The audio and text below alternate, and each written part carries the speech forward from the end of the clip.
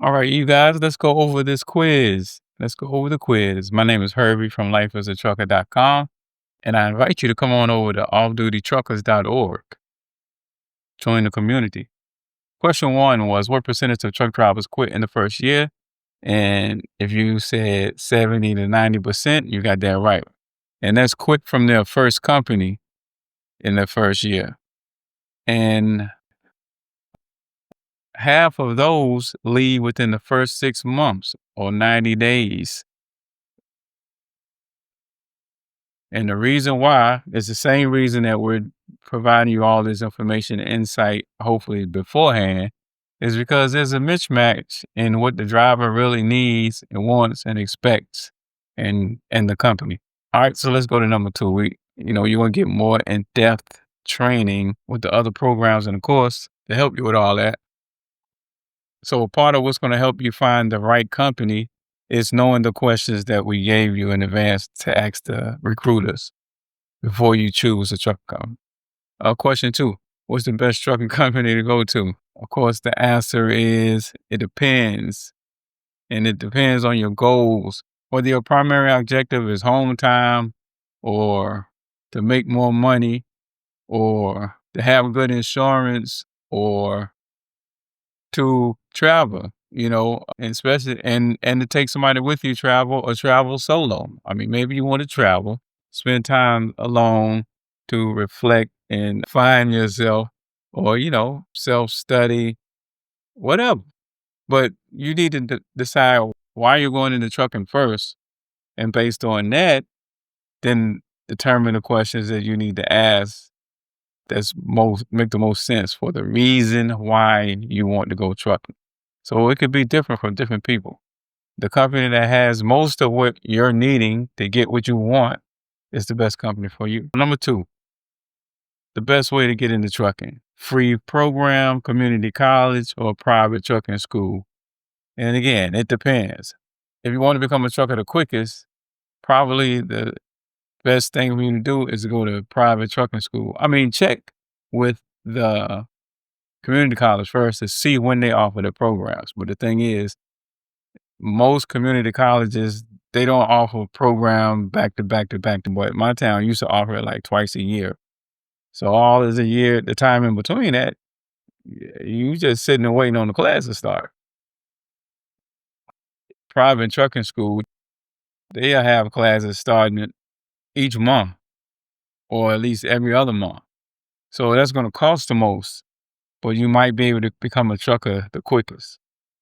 The free training, that's going to be the cheapest because they pay for, well, the free training is the cheapest out of your pocket to get your CDLs, but it usually is not really free. You have to work with them for a scheduled amount of time, a year or 2 years, but there's many that only require a year. So I would not go for the 2 years. And if you quit early, then you have to pay that money back. And it's going to be about the same as a private trucking school for most of those companies. So the best route, if it's suitable for you, is probably community college and see if they have any programs, workforce program or any type of program where they'll actually pay for your training. And so then it becomes the cheapest and you can have the freedom to go to any trucking company you want. If the time frame that they're starting the training is suitable for you, then it's all good, right? You wait 2 hours at a dock. How much are you paying for that time? You're right if you said zero. 9 times out of 10, it's going to be a 2 hour, sometimes 3 hour block of time that they are going to not compensate you for. And after that, it varies greatly from company to company on how much they're going to give you per hour. While you have that downtime, the best thing that you could do, if you're not getting in touch with family and reconnecting or working on something you need to be working on, then learn skills that's going to help you make money off duty, not driving. And we talk about that in Off Duty Truckers, and we talk about that at offdutymoney.com. But just to give you a little heads up, since we're talking about sitting at the dock for hours and hours and hours. So sometimes it's gonna be 4 hours, sometimes it's gonna be 6 hours, unfortunately. But ask the carrier, "Hey, when does detention time kick in?" This is in the you'll see that in the questions to ask recruiters. Now, the recruiter will lie. So ask these questions and then go online and search from drivers that spin at that carrier to see if you see the same response from them. And you, again, join our community. We're going to grow that so that it's an interactive situation. Question number 5, who pays for your showers at the truck stop? If you said you, you were right. But as you read when you took the quiz, as long as you're getting fuel and you get at least 50 gallons, then you get a credit. And they usually hold over. I've been going for a year now from trucking. Unless they change, then you can build up shower credits. And you can also use the points toward the shower. But just be advised, other than that, the company does not pay for showers. Question 6, if you quit free company training early, what happens? We already talked about that. The options was nothing. You owe them thousands. Correct. You owe them thousands. You got to pay it back. It's kind of more so a loan, not a gift. And you got to think about it. Think about all of the people who go through these programs. They would lose a lot of money if they just did them freely. And I just told you that 70 to 90% of the people leave in the first year. So you can't do that. Granted, they should improve. They should stop lying to drivers and getting them in. It's a whole big mess. And that's one of the things, I hope you could join the community. That's one of the things we're going to try to do as well is correct all of that. I'm actually building the app to help truckers find better trucking companies who are willing to fill out the information just like you are. And it's going to kind of be like the eHarmony of trucking, where you're upfront and forthright about what well, I'm getting you now to think about what it is you actually need and what you want.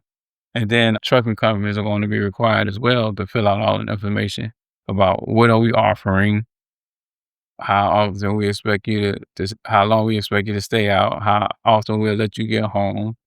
Everybody knows everything on the table so that you can actually do a match of what you need from the company, and the company can actually get the type of driver that they need.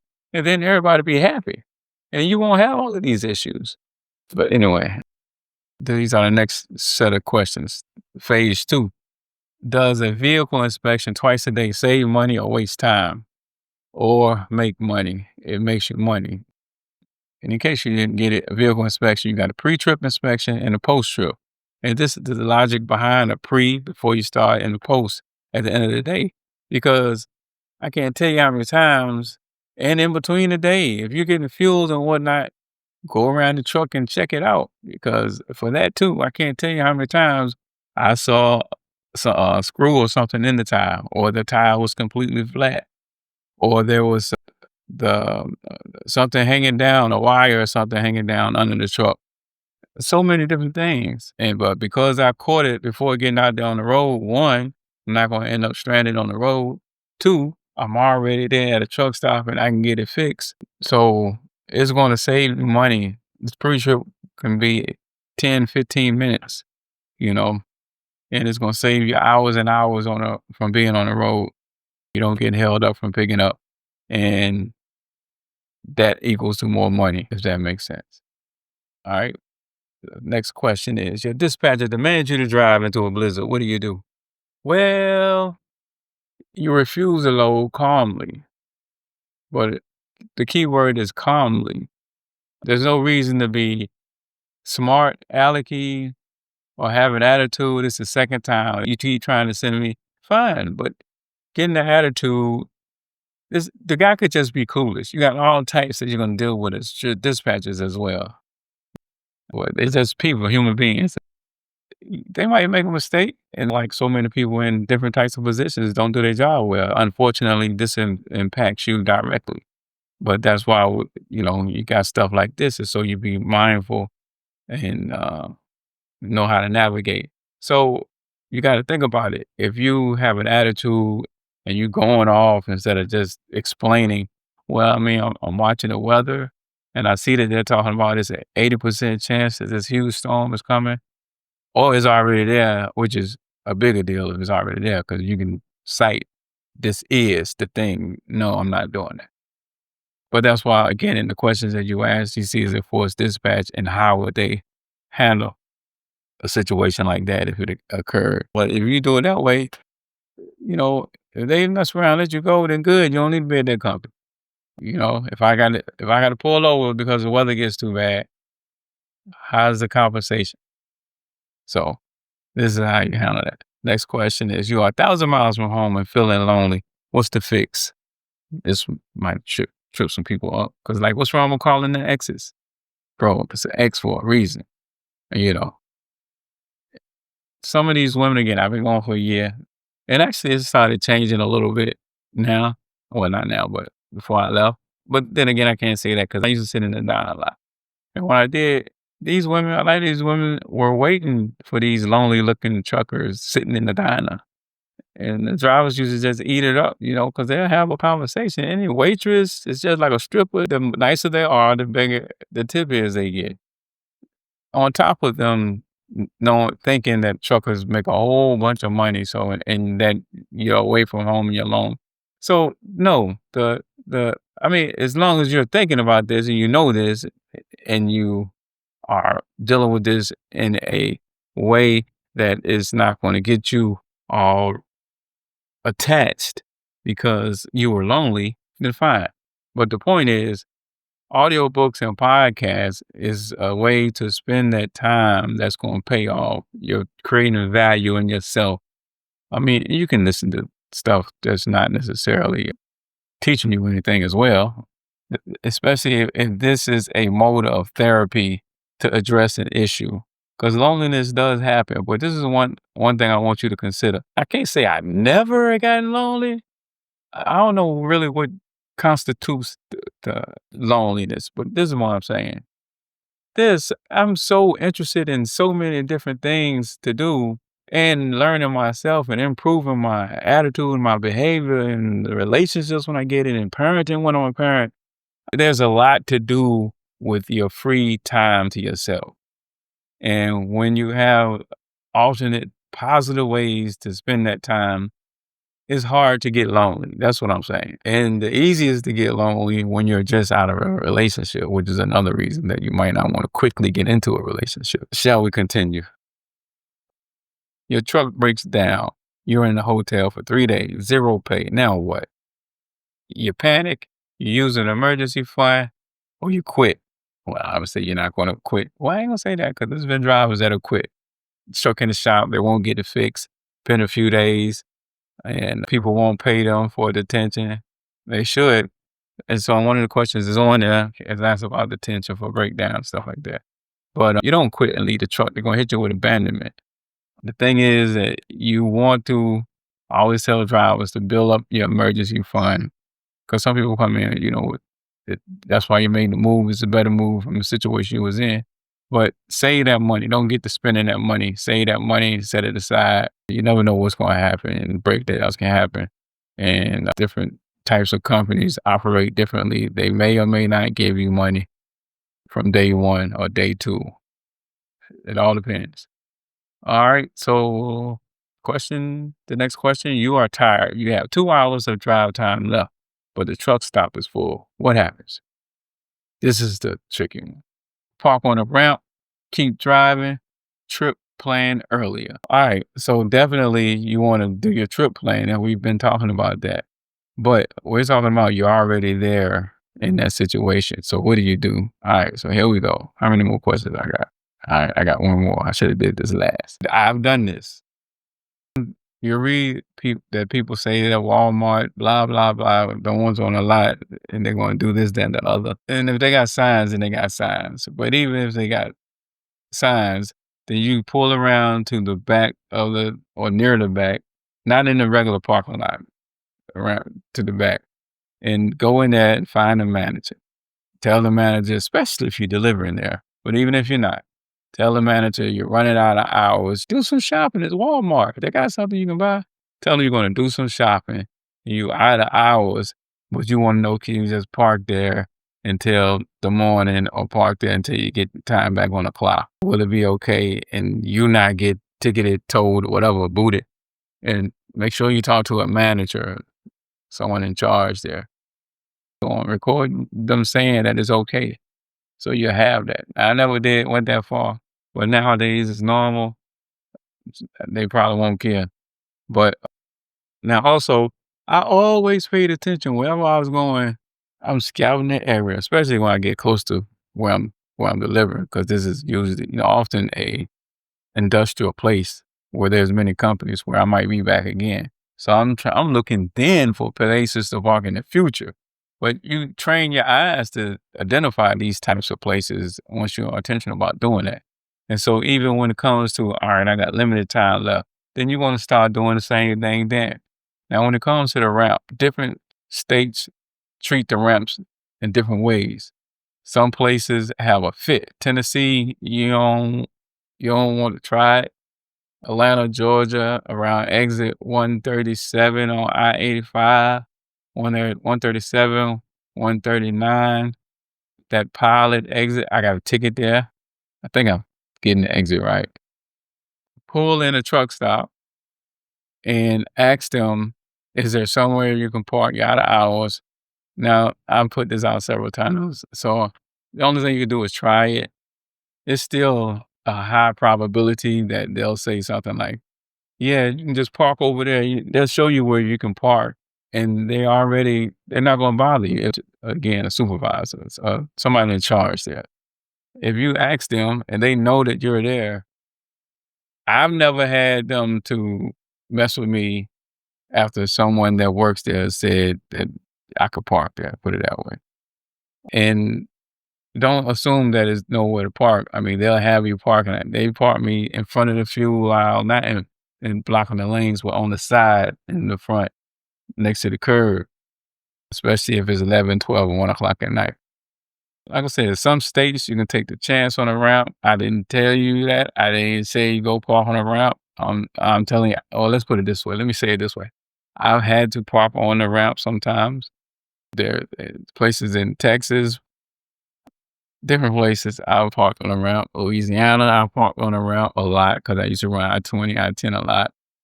So you'll pay attention to see how many trucks are always parked on the ramp. You'll see tracks there. And if there's no sign, then it may be okay. There's always taking a chance. But like I said, not only Walmart, then you can go into shopping centers and do the same thing.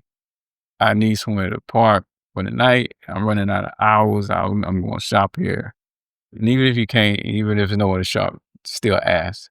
And a lot of times, these stores in the back, I'm not saying you should do this, but again, especially if it's late in the evening or it's the night, these stores get deliveries. Some of these places, again, we're talking about emergency situation, you run out of hours. Some of these places, ain't nobody checking to see who's parked back there. They're just going to assume that you're delivering there in the morning when they open up. But be careful, make sure it's the type of place that tractor trailers go back there to deliver.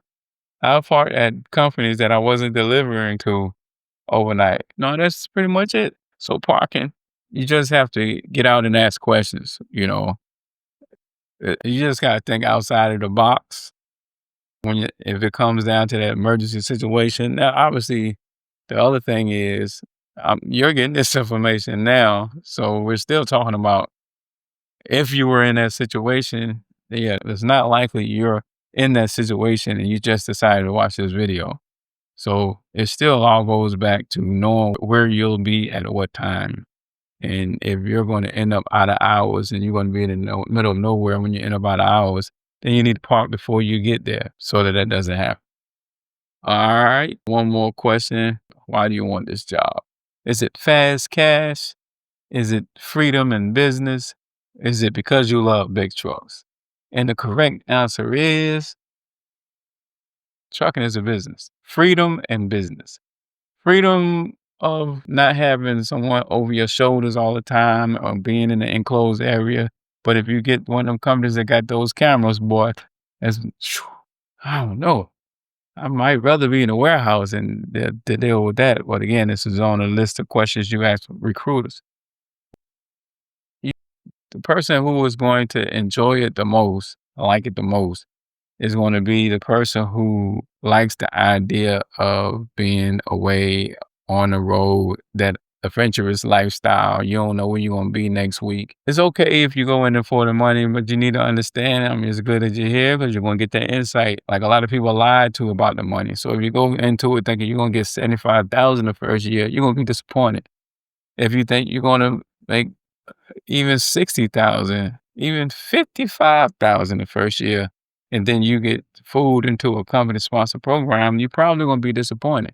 If you go to a private school, you might get 50, 55, maybe even 60, or the community college. But if you go in the free program, it's going to be tough. And so, the reason why also goes along with how you get in and what company you choose. That's the question I forgot to put in that quiz, which was, let's go ahead and give it to you as a bonus. I didn't make it in the quiz. What's the best trucking company for you? Is it the one that pays the most per mile, or is the one that I can't remember all the answers? But the answer is it depends. It depends on why you came, because if you some people might be in a family and you need good insurance. And trucking is a good way to get in a job quickly, pay decent, and have great insurance. Just depending on the company. Some companies have great insurance. But for other people, you might want to stack money as quick as possible and don't even care about insurance. It's just you, you know. And some people, you want to see the whole country. Well, and if that's the case, then you don't want to go to a truck company that only runs regional, or they are OTR, but the only place they really go is Texas and, I don't know, Nebraska, and nowhere else. So it depends on, think about why you're getting in it, and based on why you're getting in it, form the questions that you need to ask for each company so that you can do a fair comparison, and then you can make the best decision based on what you want. That's going to be the most compatible for you. All right, y'all. I appreciate you watching. I hate it took so long. I get a little long-winded. That's why a lot of these videos are going to be, using AI, but trust and believe I'm behind the scenes on it. By the way, if you come on over to offdutytruckers.org, we're going to talk about how to use AI to make money in your off-duty time so that you can retire in 5 years or less. All right, peace.